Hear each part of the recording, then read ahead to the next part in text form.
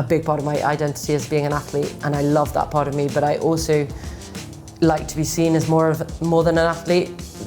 In hockey we say there's more to me. Hockey was never my dream. I think just winning was my dream. Yeah. I'm really driven by winning. I'm very competitive. I come from a very competitive family.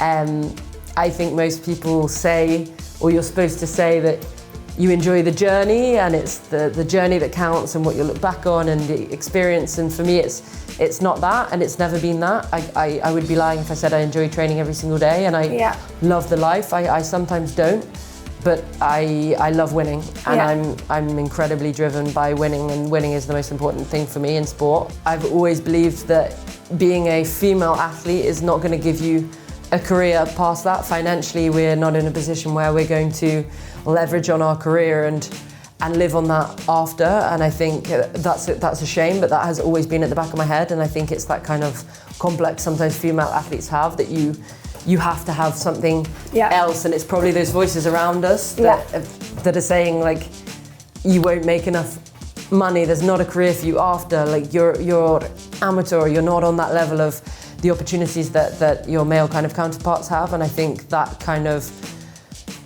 voice, along with my own just, competitive nature of I want to be the best at everything I do, whether that's academics, sport, as a person, I will always try and strive to be the best I can be. And I think that's why I wanted to study. I wanted to further study. I want to be successful in a life outside of hockey. I want to prove myself in a world that's not just sport. I have a big part of my identity as being an athlete, and I love that part of me, but I also like to be seen as more than an athlete.